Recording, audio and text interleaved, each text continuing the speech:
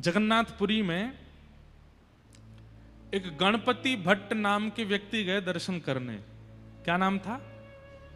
हम यहाँ कथा 15 को विराम देंगे और फिर 15 को ही हम जगन्नाथपुरी जा रहे हैं। फिर 17 से जगन्नाथपुरी में कथा है। जरूर सुनिएगा इस बार जगन्नाथपुरी की कथा। वैसे सबरी कथा सुनने लायक होती है, पर इस बार जगन्नाथ जी का हम खूब सुंदर सुंदर भाव वहां सुनाएंगे। कथा का समय हम धामों में सुबह रखते हैं 10 बजे से 1 बजे तक। क्यों?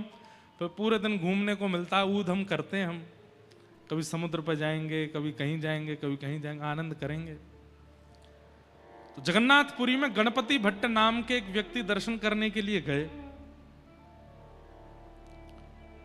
उनको किसी ने बोल दिया कि जगन्नाथपुरी में गणेश जी विराजमान हैं, और वो गणेश जी के परम उपासक थे। इतने बड़े उपासक थे कि गणेश जी के अलावा किसी को देखते ही नहीं थे। इसको कहते हैं अनन्य उपासना। क्या कहते हैं? और देवता चित्त न धरहीं, हनुमत से ही सर्व सुख करहीं। इसी को कहते हैं अनन्य उपासना, केवल एक के रहना। तो गणपति भट्ट जी जो थे वो गणेश जी के बहुत बड़े उपासक, लेकिन किसी ने उनसे कह दिया विनोद में कि आप जगन्नाथपुरी चले जाओ, वहां पर गणेश जी का बहुत सुंदर विग्रह है। उस समय की बात है, सोशल मीडिया होते नहीं थे, लोग बागों का इतना संपर्क होता नहीं था, ट्रेन भी नहीं चलती थी, बैलगाड़ियों से सफर करते थे। बेचारे वो जगन्नाथपुरी आए। तो जगन्नाथपुरी आकर के उनको पता चला कि मुझे तो किसी ने बहकावे में रखा है, यहां कोई गणेश जी नहीं है, यहां तो कृष्ण ही जगन्नाथ बन करके बैठा है। उनको इस बात का बड़ा दुख हुआ कि मेरा अब अनन्य प्रेम जो गणेश जी से है वो टूट जाएगा, क्योंकि मैं दूसरे देवता की सन्निधि में आ गया। समुद्र के तट पर बैठे थे, रो रहे थे, हे गणेश जी मुझसे नाराज मत होना, आप मुझसे दुखी मत हो जाना कि मैं दूसरे देवता के नगर में आ गया, दूसरे देवता का दर्शन करने। पर आप चिंता मत करना, मैं आ तो गया हूं जगन्नाथपुरी, पर मैं दर्शन नहीं करूंगा उनका, क्योंकि मैंने संकल्प लिया है कि आपके अलावा किसी को नहीं देखूंगा मैं।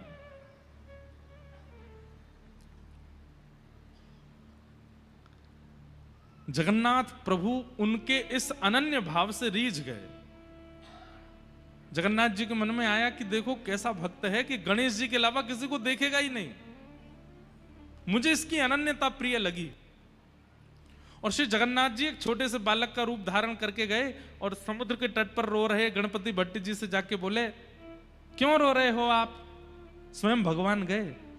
तो गणपति भट्ट बोले, चले जाओ यहां से। और मुझे बहका दिया, किसी ने बोल दिया कि यहां तो गणेश जी बैठे हैं, मैं उनका दर्शन करने के लिए आ गया, और मुझे बाद में यहां आके पता चला कि यहां तो छलिया माखन चोर कन्हैया बैठा है।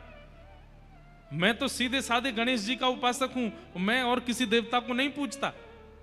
मेरी अनन्यता टूट गई, इसलिए मैं रो रहा हूं। तो जगन्नाथ जी बालक के रूप में गए, उसको बोले, अरे भैया किसी ने नहीं बहकाया तुमको, तुम सही आए हो। यहां जगन्नाथ जी साक्षात गणेश ही हैं, और तुमको नहीं विश्वास होता तो एक बार मेरे साथ चल के दर्शन कर लो। नहीं नहीं, मैं दर्शन तो बिल्कुल नहीं करूंगा। क्यों?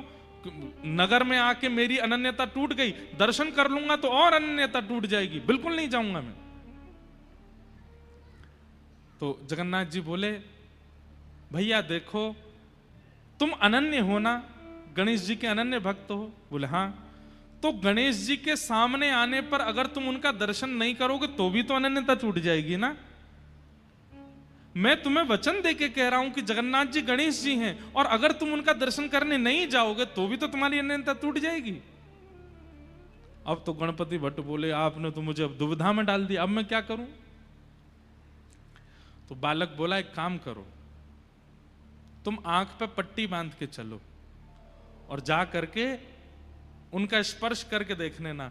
अगर लंबोदर, लंबा पेट अनुभव हो, लंबी सूंड अनुभव हो, लंबी कान हाथ में स्पर्श करने पर आ जाएं, पट्टी खोल के दर्शन कर लेना। सूंड, कान और उदर ये तो गणेश जी का ही है ना, ये और किसी का तो होगा नहीं। गणपति भट्ट बोले, बात तो ठीक है आपकी, अच्छा, प्राचीन हमने भी संभवतः 2008 या 9 की बात होगी और पुरानी बात होगी, उस काल में जगन्नाथ जी के भीतर गर्भगृह तक जाने की अनुमति तब भी थी।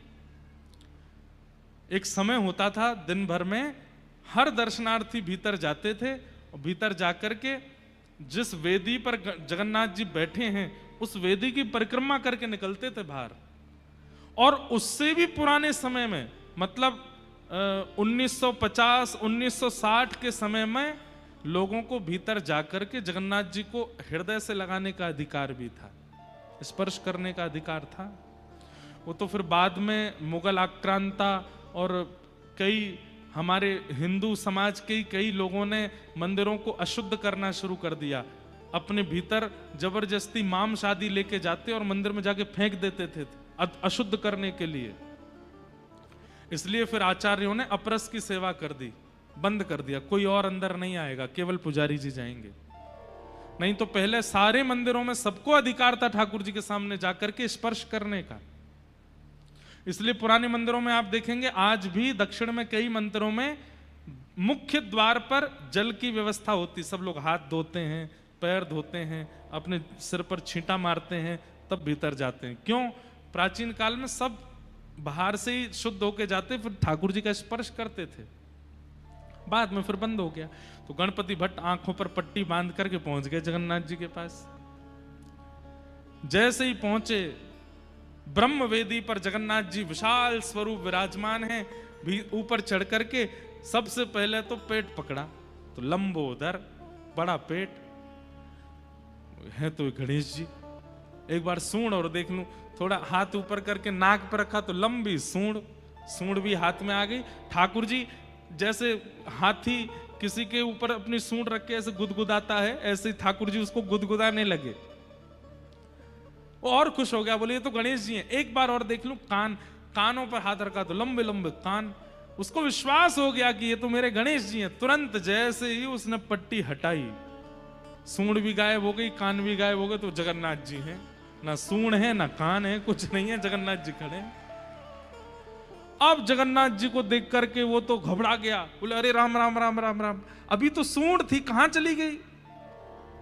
फिर आंख पर हाथ रख के फिर से हाथ लगा के देखा तो फिर सूंड, और हाथ हटा के देखा तो सूंड है ही नहीं। इतना व्याकुल हो गया, रोने लगा, मेरी अनन्यता तोड़ दी छलिया कन्हैया, तुमने मेरी अनन्यता तोड़ दी। मैं आंख बंद करता हूं तो बहलूपिया बन जाते हो, खोलता हूं तो अपने रूप में आ जाते हो। प्रकट हो गए भगवान, हृदय से लगा लिया और गणपति भट्ट से कहा, ये भेद क्यों मानते हो? गणेश जी बड़े हैं, शंकर जी बड़े हैं, नारायण बड़े हैं, ये भेद क्यों करते हो? मेरे विलास अनेक हो सकते हैं, मुझे जब सृष्टि का संहार करना होता है तो मैं ही महादेव के रूप में आ जाता हूं। मुझे जब किसी के कार्य को पूर्ण सिद्ध करना होता है तो मैं ही गणपति बन जाता हूं। मुझे जब लोक संहार करना होता है तो मैं ही दुर्गा बन जाता हूं। और मुझे जब प्रेम उपासकों का प्रेम स्वीकार करना होता है तो मैं ही कृष्ण रूप में आ जाता हूं। ये मेरे ही विलास हैं, मुझ में और समस्त देवी देवताओं में कोई अंतर नहीं है। इसलिए भेद मत मानो। और उस दिन ठाकुर जी ने नियम ले लिया कि आज के बाद जगन्नाथपुरी में स्नान पूर्णिमा के दिन ठाकुर जी 108 कलशों से स्नान करते हैं और स्नान करने के बाद फिर गणेश जी का रूप धारण करते हैं। आज भी सूंड कान गणपति भट्ट की स्मृति में महाप्रभु जगन्नाथ जी का गजानन भेष होता है, हाथी बनते हैं ठाकुर जी गणपति भट्ट के लिए।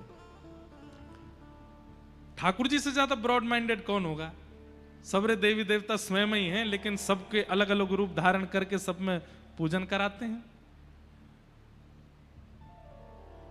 वेदव्यास जी महाराज ने विचार किया, मैं किसी अन्य एक देव का अगर स्मरण करूंगा तो हम लोगों की विचारधारा में आएगा कि भागवत में सबसे पहले श्लोक में इस देवता की वंदना है, इसका मतलब ये देवता सबसे बड़े हैं, और हम बाकियों में भेद दृष्टि रखने लगेंगे। और दूसरी बात, जो अन्य देवी देवताओं के उपासक हैं वे लोग सोचेंगे कि ये तो कृष्ण का ग्रंथ है, हमको क्यों सुनना है, ये तो राम जी का ग्रंथ है, हमको क्यों सुनना है? और मैं तो कहूं हिंदू सनातनी धर्मावलंबी नहीं है, अन्य अन्य धर्म पंथों के भी अगर हैं तो वे लोग तो विचार करेंगे ये तो सनातनी धर्मों का है, हम लोग क्यों जाएं? हम लोग बाइबल पढ़ने वाले, कुरान पढ़ने वाले, हम भागवत जी के आश्रम में क्यों जाएं? इसलिए वेदव्यास जी ने विचार किया कि मैं ऐसी वंदना करूं कि जिसको सब पूजते हैं और सबका पूजनीय सत्य है। कुरान पढ़ने वाले भी सत्य को मानते हैं, बाइबल पढ़ने वाले भी सत्य को मानते हैं, बौद्ध धर्मावलंबी भी सत्य को मानते हैं, और हिंदू वैदिक सनातन धर्मी भी सत्य को मान। और कहां तक कहूं, जो किसी धर्म को नहीं मानते उनको क्या बोलते हैं? जो किसी धर्म को नहीं मानते उनको क्या बोलते हैं? क्या बोलते हैं? नास्तिक। अंग्रेजी में क्या बोलते हैं? हाँ? एथिस्ट, नास्तिक, एथिस्ट। जो नास्तिक है वो भी सत्य को मानता है। जो किसी देवता को पूजता नहीं है, जो किसी धर्म का पालन नहीं करता, वो भी सत्य का वंदन करता है। इसका मतलब नास्तिक भी चाहे तो कथा सुन सकते हैं, धर्मावलंबी चाहे तो कथा सुन सकते हैं, हमारे मुस्लिम भाई चाहे तो वो भी कथा सुन सकते हैं, हमारे ईसाई चाहे तो वो भी कथा सुन सकते हैं, क्योंकि श्रीमद् भागवत सबके लिए है, ये किसी एक धर्म व्यक्ति के लिए नहीं है। इतना ब्रॉड माइंड किसी का नहीं है, बुरा नहीं मानिएगा। कुरान में या बाइबल में जो उनके धर्म का पालन नहीं करते हैं उन लोगों को देखना भी पाप बताया गया है। अन्य धर्म पंथों में जो उनके धर्म पंथ का पालन नहीं करता, ऐसे व्यक्ति से मिलना देखना भी कहीं ना कहीं उसको पाप बताया गया। पर हमारे वेदव्यास जी महाराज को देखो, जो भी सत्य को पूजता है पूरे विश्व में वो सब इसके अधिकारी हैं, वो सब आकर के इनका वंदन कर सकते हैं। ये भागवत जी। अरे कहां तक कहें, सत्य को जानवर भी मानते हैं, सत्य को जानवर भी स्वीकार करते हैं। आप कहेंगे कैसे? रात्रि होती है तो कई जानवर सो भी जाते हैं, और दिन होता है तो कई पक्षी चहकने लग जाते हैं। क्यों? वे भी दिन को स्वीकार करते हैं, रात्रि को स्वीकार करते हैं, भोजन को स्वीकार करते हैं, वंशवर्धन को स्वीकार करते हैं। ये सब सत्य है। इसे कहते हैं ब्रॉड माइंड, जहां सबका अधिकार है, जहां सबको आना चाहिए। कोई प्रचार का विषय नहीं है, पर अभी हमने दीक्षा देना प्रारंभ किया 2 महीना पहले, और दीक्षा कोई हम अपना शिष्य नहीं बनाते हैं, अपनी परंपरा में उस व्यक्ति को अपनी परंपरा का पालन करना सिखाते हैं। कि रामानुजाचार्य जी, यामुनाचार्य जी, सटकोप स्वामी जी, इस परंपरा में जो आचार्यों की प्रणाली है उस प्रणाली से तुम चल करके तुम भी भगवत प्राप्ति करो। हिंदुओं ने तो ली है दीक्षा, मुस्लिमों ने भी दीक्षा ली, और हमें कैसे पता चला? वैसे तो इतने सारे लोगों ने ली, अभी तो हम नहीं दे रहे, बहुत सोच समझ के धीमे धीमे दे रहे हैं, समय भी बहुत लगता है। पर हमारी परंपरा में ये होता है कि 5 संस्कार होते हैं, उनमें एक संस्कार होता है नामकरण संस्कार।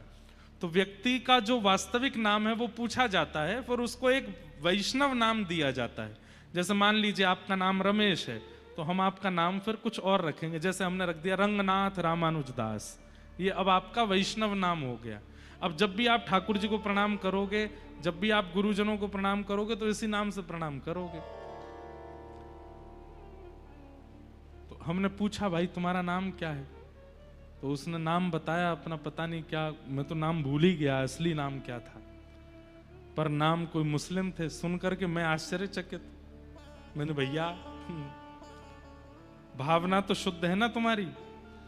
तो उसने कहा महाराज जी मुझे पूरा गीत गोविंद मंगल गीत याद है, और आप कथा प्रारंभ करते समय जो मंगलाचरण बोलते हैं, श्रीमते रामानुजाय से लेकर के जय जय श्री राधा रमण जय जय नवल किशोर, कथा में प्रारंभ में जो हम 4-5 श्लोकों का मंगलाचरण करते, पूरा श्लोक याद है। मुझे गीत गोविंद पूरा याद है, मुझे गोपी गीत पूरा याद है। मैं नित्य 4 बजे उठ करके रोज मंगला करने के लिए जाता हूं। महाराज जी, जन्म भले ही मेरा ऐसे परंपरा में हुआ, लेकिन वास्तविकता में माई मेरे श्याम लगो संग डोले, ठाकुर जी ने मेरा चित्त पकड़ लिया है और दिन रात मुझे उन्हीं का चिंतन होता रहता है। हमारे घर में कई लोग हमारे पंथ के पालन करते हैं, लेकिन मेरा चित्त वृत्ति तो ठाकुर, मेरी रसोई भी अलग है, मेरे बर्तन भी अलग है, मेरा भोजन पानी भी अलग है और मेरे दिनचर्या भी अलग है। फिर उसने दिखाया, मैंने छोटी सी शिखा भी रखी है। और उद्देश्य क्या है? बोले केवल श्याम सुंदर को प्राप्त करना है, और कोई उद्देश्य नहीं है। जैसे रसखान को मिल गए, जैसे ताज बेगम को मिल गए, जैसे काले खां को मिल गए, जैसे ताज खान को मिल गए, ऐसे मुझे भी मिल जाए, बस ये प्रार्थना। फिर हमने उसको दीक्षा दी, उसका नाम रख दिया गिरधर प्रियदास। क्या नाम रखा? गिरधर प्रियदास। एक बहन ने भी ली, उनका नाम था, अब नाम उनका भी याद नहीं, मुमताज टाइप कुछ नाम था। एक और बहन ने ली, ऐसे। तो फिर उनके ये प्रश्न करने पर कि हम कोई पाप तो नहीं कर रहे, हमने कहा देखो, वेद व्यास जी महाराज ने भागवत जी के प्रथम श्लोक में सत्यम परम धीमहि कहकर के कह दिया कि यहां आने का अधिकार सबका है, यहां सुनने का, इस धर्म को, पंथ को पालन करने का अधिकार सबका है, जो करना चाहे, दबाव में नहीं, प्रियता से अगर कोई आना चाहे तो उसको आने का अधिकार है। ताज बेगम अकबर की पत्नी, उसको श्रीमद वल्लभ कुल में दीक्षा प्राप्त हुई और संभवतः गोसाई विठलनाथ जी ने उसको दीक्षा प्रदान की। ऐसे अनेक हमारे यहां हुए हैं आचार्य चरण, जिन्होंने अन्य पंथों के लोगों को भी दीक्षा देकर के भगवत अनुरागी बना दिया।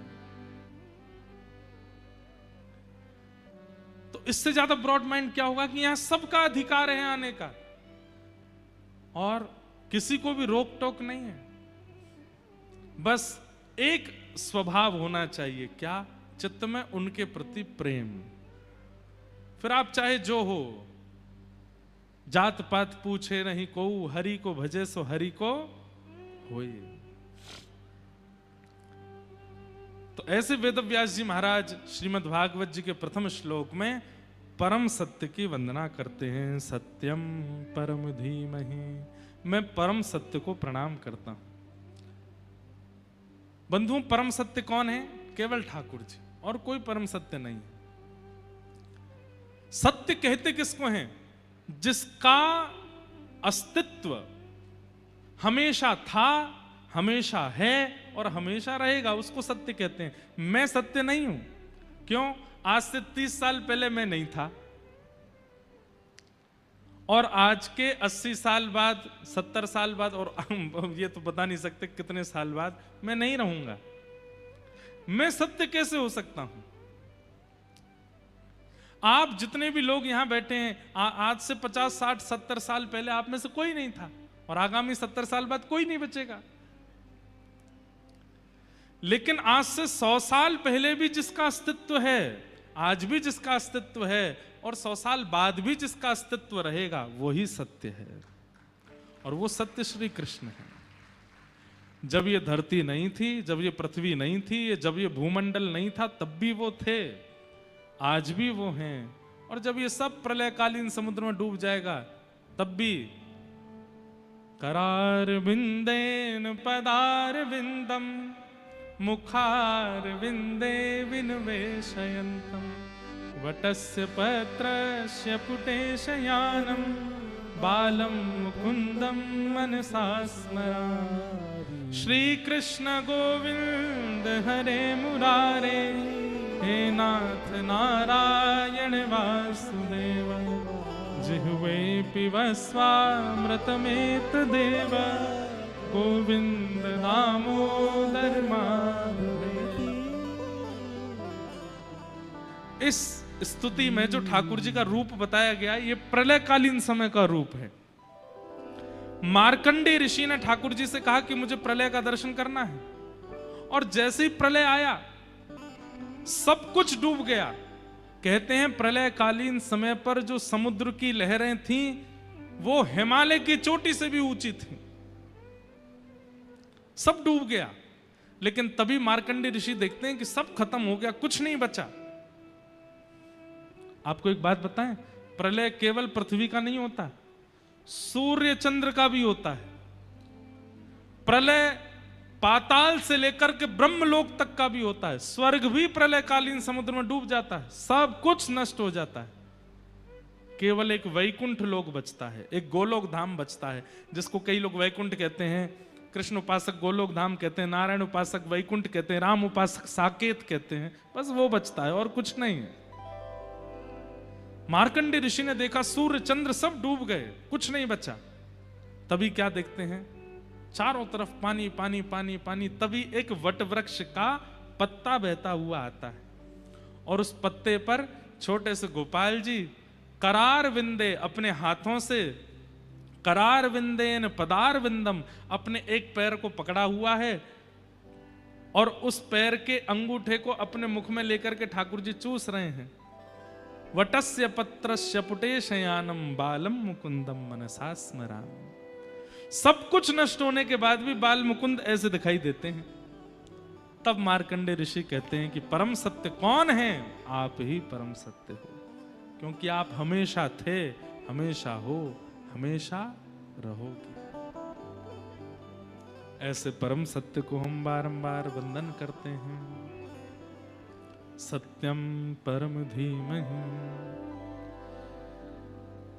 श्रीमद् भागवत के प्रथम श्लोक में सत्य को वंदन किया।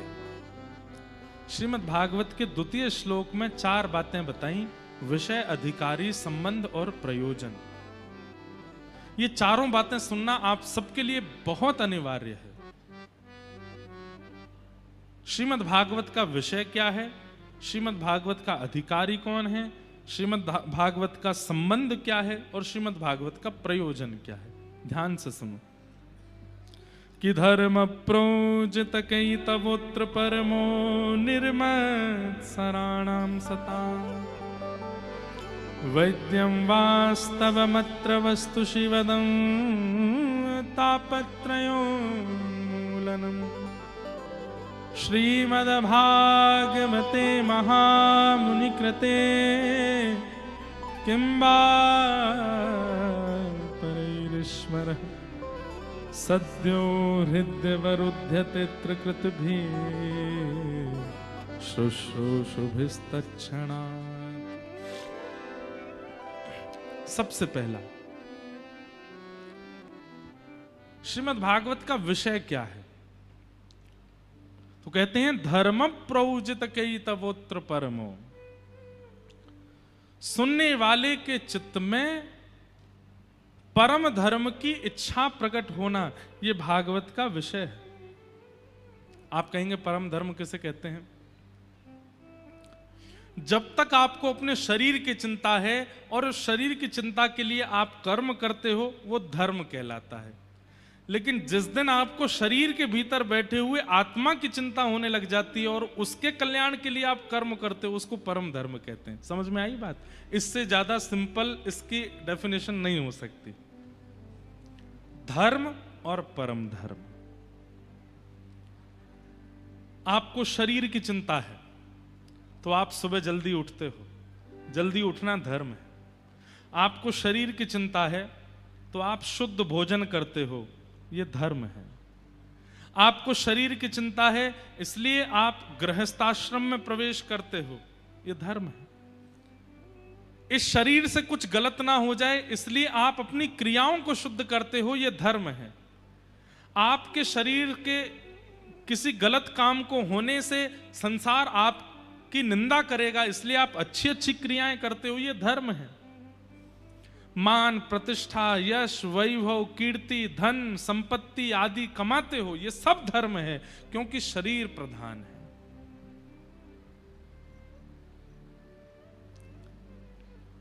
शरीर प्रधान मान करके धर्म के अंतर्गत जो भी आप कृत्य करते हो वो सब कुशल माने जाते हैं। लेकिन कई बार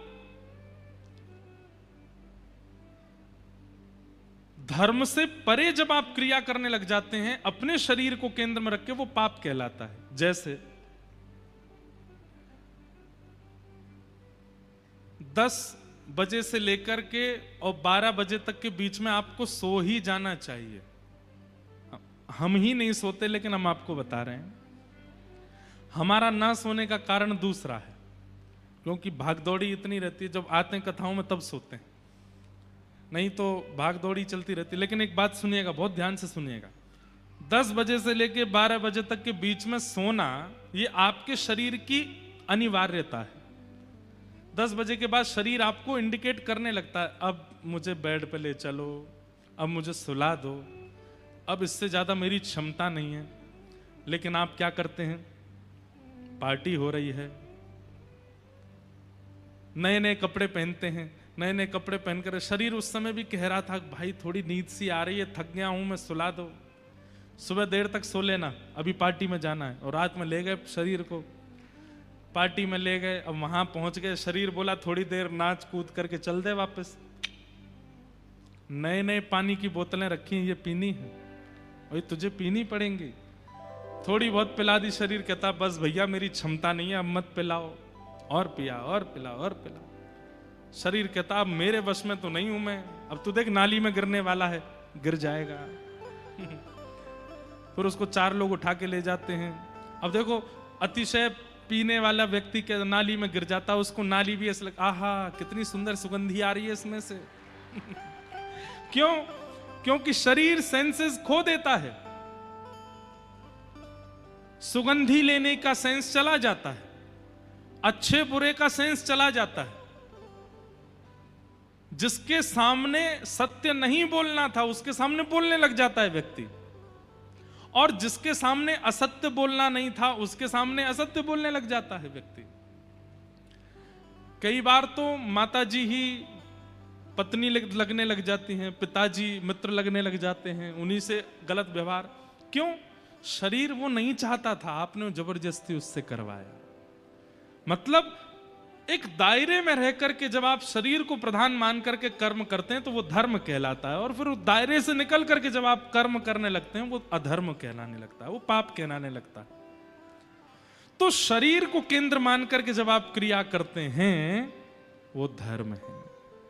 लेकिन एक दिन आता है, आपकी चिंता होती है,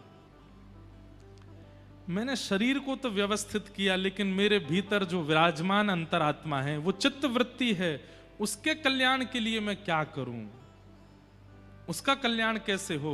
और उसकी कल्याण की भावना जिस दिन से प्रारंभ हो जाती है तब उसको परम धर्म कहते हैं, वो परम धर्म कहलाता है। स्वामी विवेकानंद वो धार्मिक नहीं थे, वो परम धार्मिक थे। क्यों? अच्छा एक परिभाषा और सुनो, धार्मिक व्यक्ति तो होता है वो केवल अपने कल्याण तक रहता है, पर परम धर्मावलंबी व्यक्ति जो होता है वो अपना तो कल्याण करता ही है, अपने साथ साथ समूह का भी कल्याण कर देता है, वो परम धर्म कहलाता है। समझ में आई बात? परम धर्म की 2 परिभाषाएं मान लीजिएगा। पहली परिभाषा अपने चित्तवृत्ति का कल्याण, और परम धर्म की दूसरी परिभाषा अपने साथ साथ अनेकों का कल्याण। ये 2 भावनाएं जिसके चित्त में प्रकट हो जाएं वो परम धर्मावलंबी है, और ये 2 भावनाएं प्रकट करवाना ये भागवत जी का विषय है। समझ में आई बात? नहीं, ताली कोई प्रमाण थोड़ी है इस बात का कि समझ में आ गई बात। कई लोग तो ऐसे हैं वो नीचे देखते रहते हैं, पता चली बगल वाले ताली, हाँ हाँ वाह बहुत अच्छे, सब ने ताली बजाई तो हम भी बजा दें।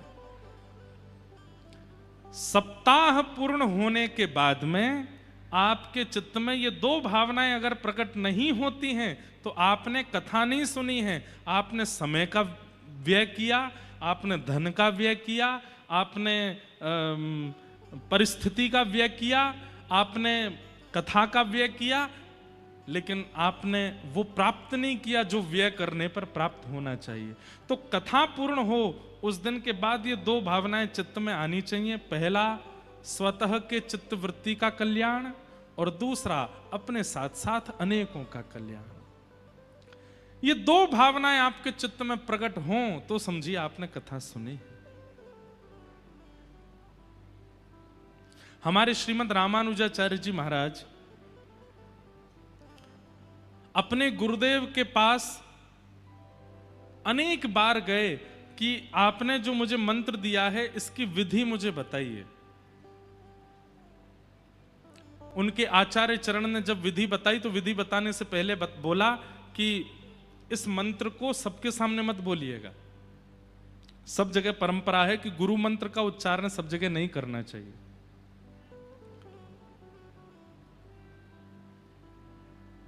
गुरु मंत्र सबको नहीं बताना चाहिए। तो आचार्य चरण ने रामानुजाचार्य जी से कहा मैं विधि तो बता रहा हूं लेकिन किसी के सामने बोलना नहीं। बोले ठीक है। अब जैसी विधि बताई, रामानुजाचार्य जी ने जैसी विधि सुनी और जैसे ही नाम जप करने के लिए बैठे, जैसे ही मंत्र जाप किया, अष्टाक्षर मंत्र का जाप करते ही शंख चक्र गदा पद्मधारी ठाकुर जी प्रकट हो गए। जैसे ही प्रकट हुए, नेत्र खोल करके रामानुजाचार्य जी ने देखा शंख चक्र गदा पद्म धारण किए हैं, साम वर्ण के ठाकुर जी, घुंघराले केश हैं, सुंदर मुकुट धारण किया है, कमल जैसे नेत्र हैं और सामने खड़े होकर के रामानुजाचार्य जी को दर्शन दे रहे हैं। गुरु जी ने मंत्र दिया, मंत्र का पहला जाप करते ही ठाकुर जी प्रकट हो गए।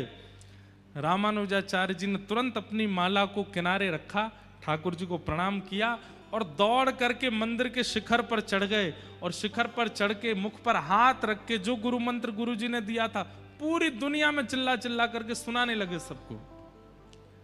गुरु जी दौड़ करके आए, हे रामानुजाचार्य ये क्या कर रहे हो? मैंने मना किया था कि मंत्र उच्चारण नहीं करना है, किसी को नहीं सुनाना है, नरक जाना पड़ेगा तुमको, गुरु अवज्ञा करते हो। रामानुजाचार्य जी नीचे उतर के आए, गुरुदेव के चरणों में प्रणाम करके कहा, हे नाथ, आपने जैसे ही मुझे मंत्र दिया, मंत्र उच्चारण करते ही मुझे ठाकुर जी का अनुभव हो गया। तो मैंने मन में विचार किया कि जिस मंत्र को प्राप्त करते ही ठाकुर जी का दर्शन हो जाता है वो मंत्र गुप्त नहीं रखना चाहिए, वो तो सबको बता देना चाहिए। वो मंत्र मैं गोपनीय कैसे रख सकता हूं जिस मंत्र से ठाकुर जी प्राप्त होते हो? क्षमा करें गुरुदेव। गुरुजी बोले तुमको नरक जाना पड़ेगा। रामानुजाचार्य जी बोले एक नरक चला जाएगा लेकिन अनेक तो ठाकुर जी के पास जाएंगे ना, तो भी मुझे स्वीकार है। मैं चला जाऊंगा लेकिन इतनों को ठाकुर जी प्राप्त होने चाहिए। मेरे नरक जाने से और मेरे मंत्र बोलने से अलग अगर अनेकों का उद्धार हो रहा है तो मुझे नरक जाना स्वीकार है। इसे कहते हैं परम धर्म। क्या कहते हैं? परम धर्म। समझ में आ रही है बात? अब देखो एक बात हम स्पष्ट कर दें, भले ही यहाँ हजारों की भीड़ हो जाए, आज तो दूसरा ही दिन है, कल से तो यहाँ जगह ही नहीं बचेगी, परसों तो यहाँ क्या ही हाल होगा, लेकिन भले ही कितनी भी भीड़ आ जाए, हम एक बात प्रमाणित रूप से कह सकते हैं कि कथा समझ में बहुत कम लोगों को ही आती है। भीड़ भले ही बहुत आ जाए और हो सकता है आगे वालों को नहीं आ रही हो, पीछे वाला सुन करके अपने आप को परिवर्तित कर जाएगा।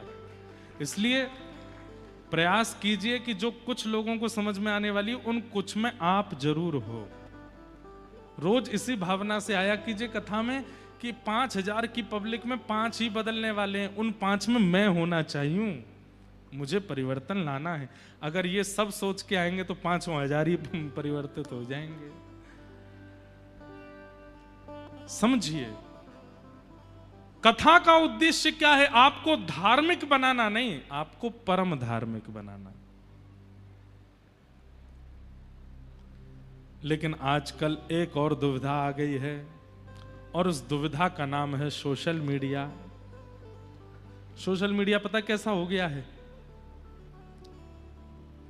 पड़े पड़े कुछ पी रहे हैं, चाय कॉफी रील देख रहे हैं, तभी पता चली कि इस प्रकार की बातें बोलने से लोग फॉलो करते हैं। तुरंत गए शीशा के सामने, बाल बाल काटे, तिलक चंदन लगाया, स्टैंड पर रख दिया, कैमरा ऑन करके, जय श्री कृष्णा, आप सब लोगों को आज का सुविचार बताना है, ऐसा करने से ऐसा होता है, ग्रहण में ये काम करना चाहिए, ग्रहण में ऐसा नहीं करना चाहिए, और सब काम बता करके और फिर जाए सोफा पे जाके पड़ गए। कितने लोगों ने देखा, कितने खुद ग्रहण में कुछ नहीं किया पूरी दुनिया को बता दिया।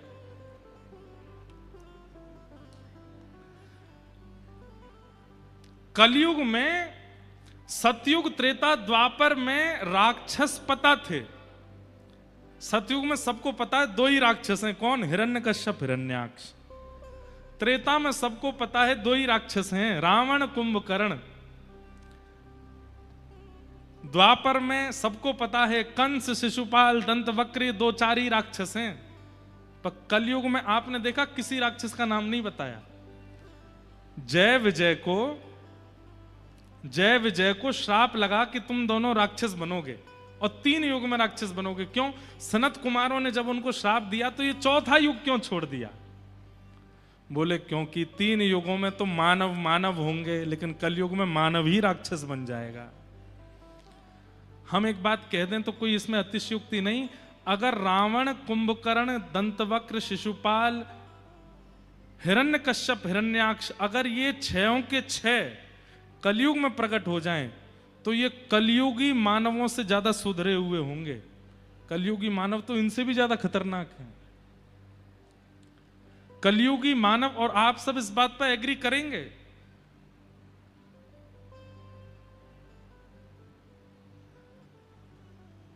पहले इंदौर की पहचान होती थी महाकाल भगवान से। पहले इंदौर की पहचान होती थी कि पास में नर्मदा जी भी हैं। पहले इंदौर की पहचान होती थी कि बहुत स्वच्छ है, सबसे स्वच्छ नगरी है। आजकल इंदौर की पहचान हो रही है एक पत्नी अपने पति को मार देती है यहां पे। अब सोचो ये कलयुग नहीं है? ऐसा तो किसी राक्षसी ने भी नहीं किया अपने समय पर। हम किसी को दोष नहीं दे रहे हैं, पर मैं परिस्थिति बता रहा हूं। किसी व्यक्ति का दोष नहीं है, किसी कन्या का दोष नहीं है, ये कलयुग का प्रभाव है। आप विश्वास मान लीजिए, आप नाम जप करते हैं रोज, लेकिन कलयुग कल आपकी मति बदल दे तो इसमें कोई बहुत बड़ी बात नहीं है। आप नित्य भजन करते हैं, नित्य नाम जप करते हैं, नित्य कथा सुनते हैं, नित्य दान पुण्य करते हैं, लेकिन कौन सी घड़ी में आपके कौन से अपराध का मार्ग लेकर के कलयुग आपकी बुद्धि में प्रविष्ट होकर के आपकी बुद्धि को भ्रमित कर दे, कोई पता नहीं है। इसलिए कलयुग में कई लोग सोचते हैं कि हमने एक बार कथा तो सुन ही ली, एक बार यज्ञ तो कर ही लिया, 2-4 एकादशी तो कर ही ली, इनका अरे भाई कुछ नहीं होगा। एक दिन भी अगर आपने नागा किया और उसी दिन को माध्यम बना करके कलयुग आपकी बुद्धि में प्रविष्ट हो जाएगा और आपसे ऐसे कृत्य करवा देगा। अब जिस किसी भी कन्या ने वो काम किया, पति को मरवाया या जो कुछ भी करवाया, आज वो इतनी ग्लानि में है कि मैंने ऐसा क्यों कर दिया, और वो स्वयं नहीं समझ पा रही होगी कि मैंने ये क्यों किया। हमने तो न्यूज वगैरह पे देखा, उनके सब परिवार के लोग कह रहे वो ऐसी तो नहीं थी, वो ऐसा तो व्यवहार नहीं था, ऐसे विचार तो नहीं थे। और हर दोषी व्यक्ति के परिवार के लोग अपने ही बालक पर विश्वास नहीं कर पाते कि वो ऐसा कैसे हो गया, ऐसा तो नहीं था। ये कलयुग है। रावण जन्म से ही राक्षस है, शिशुपाल, दंतवक्र जन्म से ही राक्षस हैं, लेकिन कलयुग में व्यक्ति जन्म से महात्मा है, लेकिन कब राक्षस बन जाए ये उसको खुद को नहीं पता होता। इसलिए एक क्षण भी नाम के बिना निकलने मत दीजिए। जैसे कोविड से बचने के लिए वैक्सीन थी, डॉक्टरों ने कहा कि एक बार वैक्सीन लगवा लो तो फिर आपको कोविड नहीं होगा। लोगों ने वैक्सीन लगवा ली, फिर बोले बूस्टर डोज लगवा लो, कोविड नहीं होगा। सब लोग कोविड में जैसी वैक्सीन लगवा ली उसके बाद बिना मास्क के घूमने लगे, और कोई कहता भाई मास्क तो पहन, ए देख सर्टिफिकेट देख मेरा, वैक्सीन लगवा ली मैंने, है ना। ठीक वैसे ही कलयुग में हर क्षण आपको नाम की वैक्सीन लेनी ही लेनी है। कलयुग में आप एक बार के नाम से आपका कुछ नहीं होगा, आपको हर क्षण लेना ही पड़ेगा, हर क्षण बोलना ही पड़ेगा, हर क्षण करना ही पड़ेगा। नहीं तो वो नाम, नहीं तो कलयुग एक क्षण भी आपके खाली समय को देखेगा, वहीं से प्रविष्ट हो जाएगा आपके अंदर। इसलिए कलयुग केवल नाम आधारा, सुमिर सुमिर नर उतना ही पारा। कलयुग में यज्ञ करने की जरूरत नहीं है, कलयुग में तप करने की जरूरत नहीं है, कलयुग में अनुष्ठान करने की आवश्यकता नहीं है। कलयुग में केवल एक आवश्यकता है, हर क्षण, हर घड़ी, हर पल बस हरि नाम करते रहो।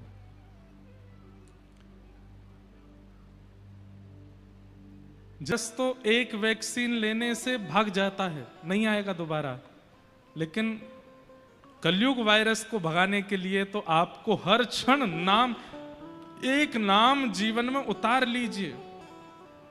राधा रमण राधा रमण राधा रमण राधा रमण राधा रमण।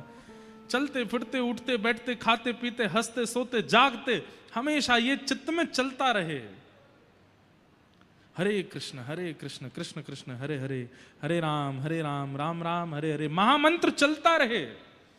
बस 1 मिनट के लिए भी ये नाम आपको छोड़े ना। एक बात बताएं आपको, नाम का एक बहुत सुंदर भाव है। आपको पहले पकड़ना पड़ता है और कुछ दिन आप पकड़ के रखते हैं, लेकिन फिर कुछ समय बाद होता है नाम आपको पकड़ लेता है। और जब नाम आपको पकड़ता है तब क्या होता है? हमारे गोवर्धन में एक महाराज जी थे, उनका नाम था ठाकुरदास बाबा। क्या नाम था? ठाकुरदास बाबा। मैंने उनका अंतिम काल में दर्शन किया। हम लोग माला जपते हैं तो ऐसे उंगली से माला आगे करते रहते हैं, इस उंगली का प्रयोग नहीं करते, ऐसे जपते रहते हैं। उन महाराज जी ने नाम को पकड़ा। जब तक माला हाथ में है तो समझो आपने नाम को पकड़ा है, लेकिन नाम आपको पकड़ लेता है तो क्या होता है? माला छूट जाती है, लेकिन ये चलता ही रहता है। उन महाराज जी का जब हमने दर्शन किया, वो अत्यंत वृद्ध अवस्था में, उनको उठाने के लिए भी 2 लोग आते थे, चलाने के लिए 4 लोग लगते थे। सब क्रिया उनकी 2 और लोगों से ही होती थी, लेकिन उनकी उंगली ऐसी ही चलती रहती थी, माला नहीं होती थी, और उनके होठ अपने आप फड़कते रहते थे। ऐसी स्थिति हो गई कि रात्रि गहरी नींद में भी उनके होठ फड़कते रहते थे। क्यों? क्योंकि नाम ने उनको पकड़ लिया। और सही मानिएगा, ऐसे लोग ही कलयुग में बच पाएंगे, नहीं तो बच भी नहीं पाओगे, बच नहीं पाओगे। कलयुग बहुत खतरनाक है।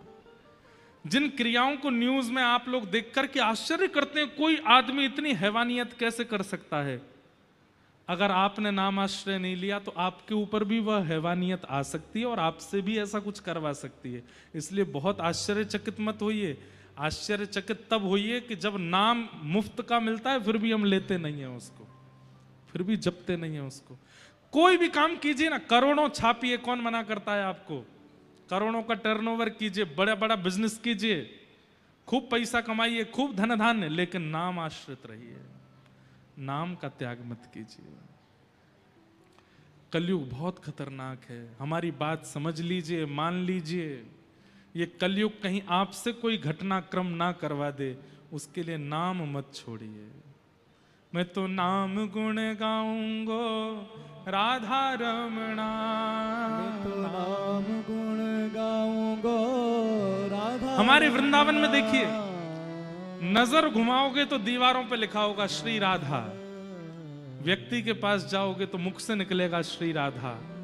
हरिवंशियों के पास जाओगे तो कहेंगे राधा वल्लभ श्री हरिवंश, हरिदासियों के पास जाओगे तो कहेंगे कुंज बिहारी श्री हरिदास, रामानंदियों के पास जाओगे तो कहेंगे बोलो भाई सीताराम, रामानुजियों के पास जाओगे तो कहेंगे जय श्रीमन नारायण, गौड़िया वैष्णव परंपरा वालों के पास जाओगे तो वे कहेंगे हरे कृष्ण। सबके मुख पर नाम बैठा है, और ये नाम बस निरंतर आपके, कुछ करना नहीं है, बस नाम चलते रहना चाहिए मन में। आप पढ़ाई करो, काम करो, कुछ भी करो, नाम चलता रहे। और नाम का एक स्वभाव बताएं आपको, ऐसा हो ही नहीं सकता कि आपको कंसंट्रेशन की आवश्यकता है। कई लोग कहें कि महाराज जी पढ़ाई कैसे करेंगे अगर नाम जपेंगे तो? गोस्वामी तुलसीदास जी महाराज कहते हैं, भाव कुभाव अनख आलसहु, नाम जपत मंगल दिश दशहु। नाम चल रहा है मन में, स्टार्टिंग में आपको कंसंट्रेट होना पड़ेगा, लेकिन उसके बाद क्या होगा, वो जैसे हार्ट बीट चलती है, जैसे श्वास चलती है, जैसे कोई क्लिक जैसी चलती है, ऐसे मन में नाम चलता रहेगा। उसके साथ साथ आप सब काम कर सकते हो, बल्कि काम बिगड़ेंगे नहीं, काम और सुंदर हो जाएंगे। प्रसाद बनाओगे उसमें मधुरता आ जाएगी, कोई काम करने के लिए घर से बाहर निकलोगे काम सफल हो जाएगा। किसी व्यक्ति से मिलोगे वो पॉजिटिव हो जाएगा। नाम जापक व्यक्ति का एक स्वरूप होता है कि वो जहां जाता है पूरा ऑरा उसका हो जाता है, क्योंकि उसके रोम रोम से नाम प्रकट होना प्रारंभ हो जाता है। इसलिए भैया नाम आश्रित हो जाओ। कलयुग बहुत खतरनाक है, कलयुग बहुत विचित्र है, कहीं वो घटना हमसे ना करा दे। कितनी बार मैंने देखा कि मेरी कथा सुनने वाले श्रोता, औरों की कथा सुनने वाले श्रोता भी कथाएं सुनते थे, लेकिन वो भी ऐसा कृत्य कर बैठे कि हमें ही विश्वास नहीं हुआ, ये तो भाई कथा सुनते थे, ये कैसे बदल गए? नाम आश्रय नहीं लिया इसलिए भैया नाम का आश्रय ले लो। ये कलयुग बहुत खतरनाक है। हमारे व्रज में एक बाबा थे। बाबा पता है क्या करते थे? सीताराम सीताराम सीताराम बोलते थे। अब वृंदावन में सीताराम कम बोलते हैं लोग, राधे श्याम ज्यादा बोलते हैं। तो बाबा जाते और कॉलोनी में बच्चे खेल रहे होते, बच्चों से जाके बोलते बोलो बच्चों सीताराम। बच्चे बोल देते सीताराम, लेकिन बच्चे थोड़े ऊधमी तो हैं, ब्रज के तो कुछ ज्यादा ही ऊधमी होते हैं।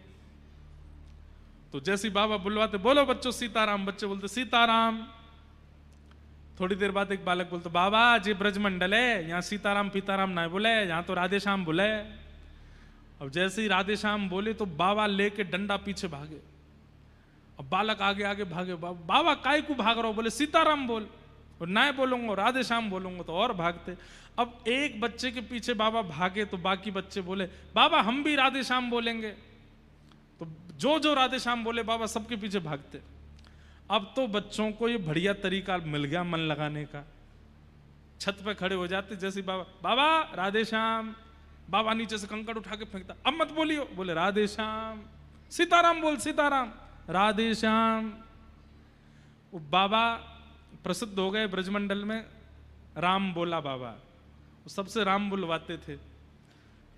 अब लोग बाग उनको छेड़ते थे, जिस गली मोहल्ला में निकल जाए सब बोलते बाबा राधे श्याम। तो उसी के पीछे पड़ जाते, द्वार पे खड़े हो जाते, जब तक सीताराम नहीं बोलेगा नहीं जाऊंगा। भीतर से सब लोग बोलते बाबा हम तो राधे श्याम ही बोलेंगे। बोले तुम बोलते रहो राधे श्याम, जब सीताराम बोलोगे तभी जाऊंगा। उनके इस कृत्य के पीछे एक खेल था जिसको कोई समझ नहीं पाया। एक बार एक महात्मा ने पूछा, बोले बाबा ये क्या करते हो आप? राधे श्याम सीताराम में भेद क्यों मानते हो? ऐसा सुनते ही उनके आंखों में आंसू आ गए। बोले भेद नहीं मानता तो मेरे राधे श्याम बोलने से चिढ़ जाने पर इन लोगों को और चिढ़ाने में मजा आता है, तो ये और राधे श्याम बोलते हैं, कम से कम इनका भजन तो बनता है, उतनी देर इनका नाम तो बोलता है। मैं सीताराम बुलवाने के लिए इनके द्वार पर बैठ जाता हूं, लेकिन ये राधे श्याम बोलते रहते हैं। मुख से दिखाता हूं कि मुझे गुस्सा आ रहा है, ताकि मेरी चिड़न देख के ये और चिढ़ाएं, और चिढ़ाने के चक्कर में और राधे श्याम बोलें। अरे भैया ये कलयुगी जीव अगर नाम नहीं बोलेंगे तो इनका कल्याण कैसे होगा? इसलिए मैं ये खेल का आश्रय लेता हूं ताकि इनसे राधे श्याम बुलवा सकूं। सोचिए नाम कितना आवश्यक है। श्रीमद् भागवत का विषय क्या है? परम धर्म। और परम धर्म किसे कहते हैं? कि देह से उठ करके अब आत्मचिंता होती है। क्या केवल खाने पीने हंसने बैठने कमाने के लिए ही मैं आया संसार में? और एक बात बताएं, पुनर्जन्म किसका होता है? जिसकी इच्छाएं अधूरी रह जाती हैं उसका पुनर्जन्म होता है। मन था इंदौर में बंगला बनाना है, उसके लिए पैसे कमाने हैं, खूब कमा लिए लेकिन बंगला नहीं बना पाए, प्राण निकल गया। तो फिर जन्म होगा, और फिर जन्म होकर के फिर कोई और इच्छा। अब एक इच्छा तो पुरानी चल रही है पिछले जन्म की, इंदौर में बंगला बनाने की। इस जन्म में और 2-3 इच्छाएं प्रकट हो गई, वो भी अधूरी रह गई, तो 3-4 इच्छा, फिर तीसरा जन्म होता है। आप और मैं यहां पे जो हम बैठे हैं, हम कितने जन्मों की इच्छाएं अधूरी पड़ी हैं हमारी, उसकी वजह से बैठे। 2 ही तरीके हैं, या तो इच्छा, अब हमें तो पता नहीं पूर्व जन्म में हमारी क्या इच्छा थी, और जब तक वो पूरी नहीं होगी तब तक जन्म लेना ही पड़ेगा। या फिर दूसरा तरीका है नाम आश्रय लेकर के सब छोड़ दो, इच्छा का भी त्याग कर दो, तो पूर्व की इच्छाएं जो हैं वो भी नाम से नष्ट हो जाएंगी, निवृत्त हो जाएंगे संसार से, फिर नहीं आना पड़ेगा, फिर पुनर्जन्म नहीं होगा। इसलिए कलयुग केवल नाम धारा, यहां यज्ञ नहीं, अनुष्ठान नहीं, जप नहीं, तप नहीं, वो सब करो, आपकी इच्छा है। आप यज्ञ करना चाहो कर सकते हो, आप तप करना चाहो कर सकते हो, आप नियम व्रत करना चाहो कर सकते हो, पर कलयुग में प्रधानता अगर है तो वो नाम की है। नाम, और उस नाम प्रताप से ही आत्म कल्याण किया जा सकता है। आप अपनी जॉब कीजिए, कर्म कीजिए, बिजनेस कीजिए, दुकान चलाइए, व्यापार करिए, खेती करिए, सब करो, उससे धर्म करो, लेकिन हर क्रिया को करते करते नाम आश्रय करो, नाम जपते रहो, उससे आत्म कल्याण करके परम धर्म भी करो। और मैंने परम धर्म का दूसरा रूप क्या बताया कि स्वयं भी करो, दूसरों से भी करवाओ। इसका सबसे पहला टेक कहां से प्रारंभ होगा? Mobile phone. फोन उठाते ही हेलो बोलना बंद कर दो। क्या बोलो? जय श्री कृष्ण, जय श्री कृष्ण बोलो, जय श्री राधे बोलो, कुछ भी बोलो, भगवान नाम बोलो। और इसमें एक नियम और बना लो, आपने कहा जय श्री कृष्ण, सामने वाला बोला भैया गुड़ कितना लेके आना, जय श्री कृष्ण। जब तक वो जय श्री कृष्ण नहीं बोले तब तक उसकी सुनो ही मत। अरे भैया हम आपसे जरूरी बात कर रहे हैं, आप सुनिए। बोले पहले जय श्री कृष्ण बोलो। जब वो जय श्री कृष्ण बोलते तब अपनी बात आई, यहीं से ही शुरू करो। मान लो हलो की आदत लग भी गई है तो हलो बोलते ही जय श्री कृष्ण बोलो, बिना नाम के। अपनी हर क्रिया में नाम प्रधान रखिए। कल हमने एक नियम बताया था, किसी को भी बुलाओ तो राधे श्याम, सीताराम, हरे कृष्ण कहकर के बुलाओ। आज हमने दूसरा नियम बताया, किसी भी फोन पे बात करो नाम से ही प्रारंभ करो। दूसरी बात, छींक आती है, खांसी होती है, उबासी आती है, गिर जाते हैं या कुछ होता है, जैसे घर में मान लो बर्तन गिरा जोर से, तो जोर से बर्तन गिरता है तो हम घबरा जाते हैं। घबराने पर हमारे मुख से कुछ निकलता है, कोई जोर की चीख निकलती, कुछ भी निकलता है, नहीं, नाम निकलना चाहिए। गिरो तब भी नाम निकलना चाहिए, छींक आवे तब भी नाम आना चाहिए, खांसी हो तब भी नाम आना चाहिए, कोई अच्छी बात सुनो तब भी नाम बोलना चाहिए, और कोई अशुभ किसी के बारे में सुनो तो भी नाम बोलना चाहिए, हर स्थिति में नाम। बच्चे आकर के बोले माँ मैं फर्स्ट आया, अरे वाह वाह, राधा रमण राधा रमण राधा, हरि शरणम श्री कृष्ण शरणम मम, ठाकुर जी कृपा। बच्चा कहते माँ में फेल हो गया, राधा रमण राधा, ठाकुर जी कृपा। दारी के इधर आप पढ़ता नहीं है। नाम से ही करो सब प्रारंभ। बच्चा भी पिटते पिटते बोले माँ राधा रमण, हरे कृष्णा, लग रही है मैया, धीरे। नाम आपकी हर स्थिति में आ जाएगा, उस दिन ये कलयुग हाथ पे हाथ धरे बैठा रह जाएगा, आपका कुछ नहीं बिगाड़ पाएगा। नाम आश्रित हो जाइए, और वह नाम आश्रय ही आत्म कल्याण है, जो कि भागवत का विषय है, यानी कि परम धर्म।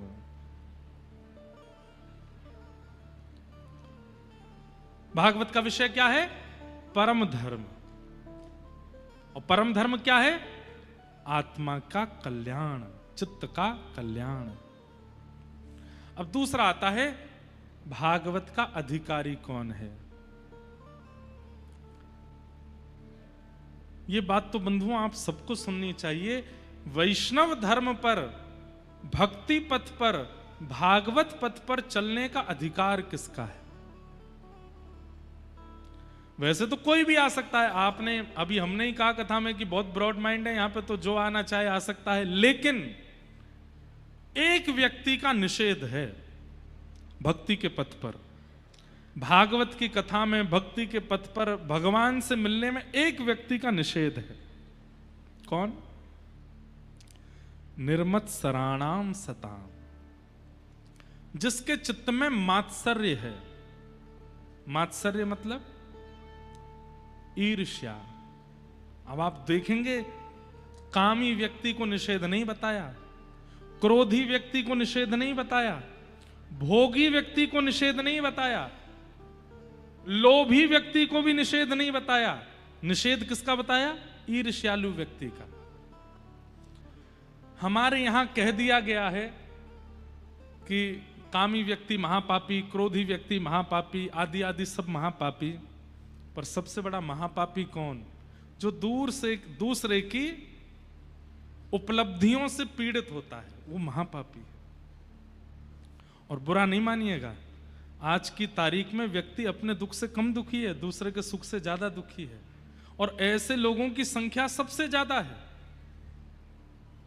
और मैं एक बात भी कह दूं बिना संकोच के, उन संख्याओं में मैं और आप भी आते हैं। हम भी कई बार दूसरे की उपलब्धि सुन करके कहीं ना कहीं विचलित हो जाते हैं। ये उसे प्राप्त कैसे हो गया, ये उसके साथ कैसे हो गया, ये उसका अधिकारी तो नहीं था। और भैया एक बात हमारी बहुत ध्यान से सुन लीजिएगा, ईर्ष्या चित्त में आना इस बात का प्रमाण है कि ठाकुर जी के प्रियों में आपका नाम नहीं है। ईर्ष्या यदि चित्त में प्रकट होती है, ईर्ष्यालुता अगर आपके चित्त में है, सब लोग इधर देखो, ध्यान से सुनो भैया कथा। ईर्ष्यालुता इस बात का प्रमाण है कि ठाकुर जी के प्रियों की जो लिस्ट है उसमें आपका नाम नहीं है।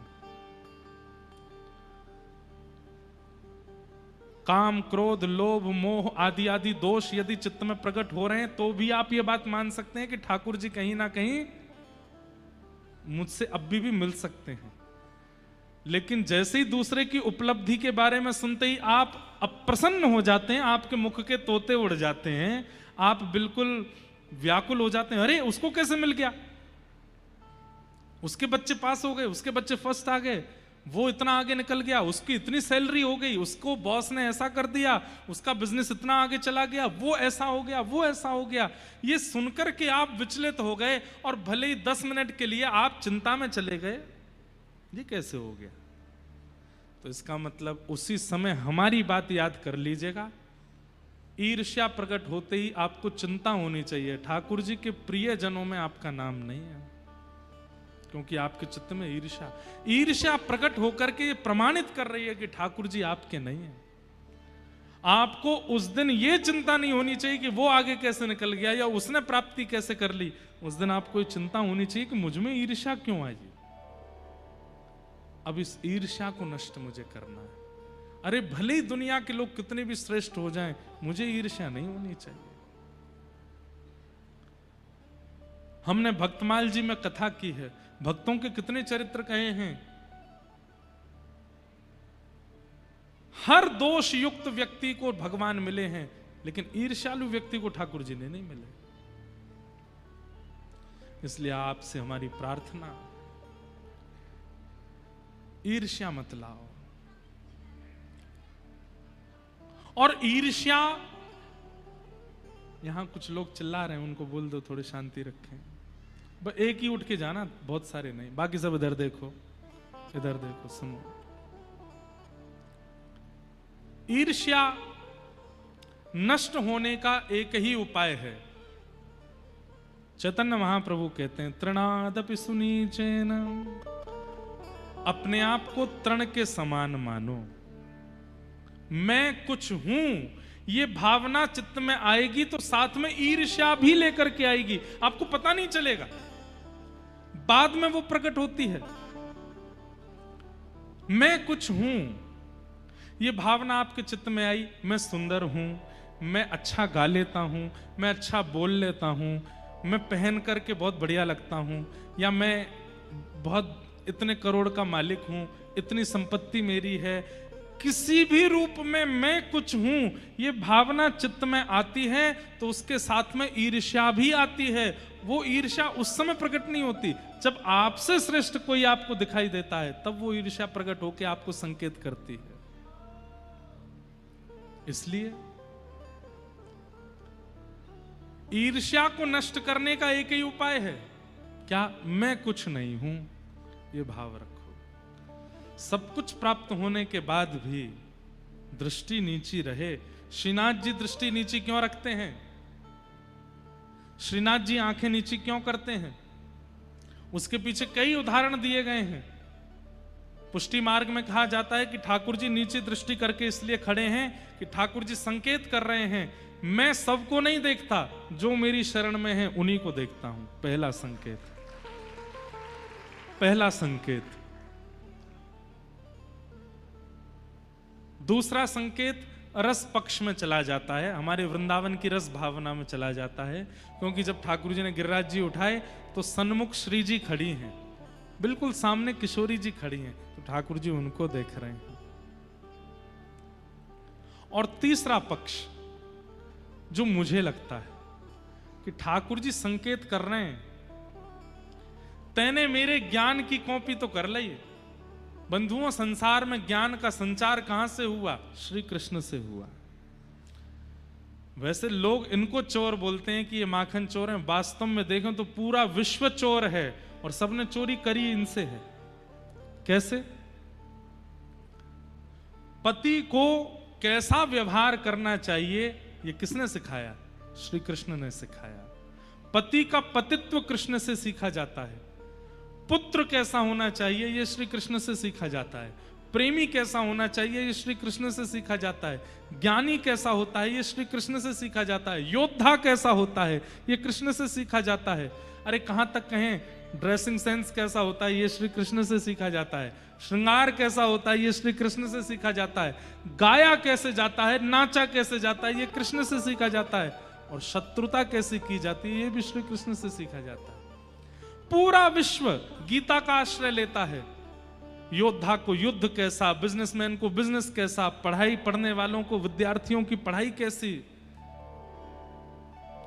कुंवारों का जीवन कैसा, ब्याह ठ्यायों का जीवन कैसा, वृद्धों का जीवन कैसा, बालकों का जीवन कैसा, सब कहां से सीखते हैं? इनसे सीखते हैं। तब ठाकुर जी कहते हैं, तेने सब नकल मेरी कर ली, अब एक नकल और कर। बोले क्या? नीची दृष्टि करके ठाकुर जी मानो संकेत कर रहे हैं, झुक के रहो, थोड़े नीचे रहो, ज्यादा चौड़े बनकर के मत रहो कि तुम कुछ हो, तुम कुछ नहीं हो।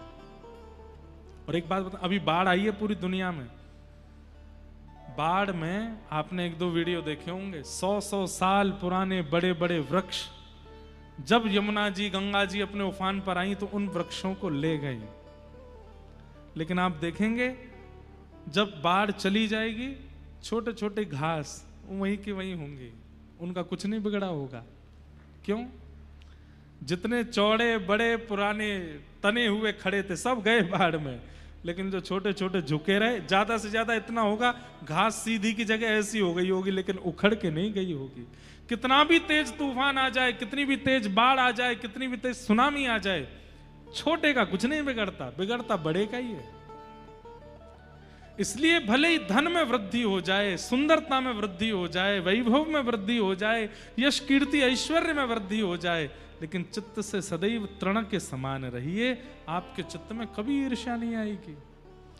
ईर्ष्या उसी को होती है, दो लोगों को ईर्ष्या होती है, बहुत ध्यान से सुनिएगा। दो लोगों को ईर्ष्या होती है, एक जो बहुत कुछ बन गए हैं और एक जो बहुत मेहनत करने के बाद भी कुछ नहीं बन पाए। इन दोनों में ईर्ष्या रहती है।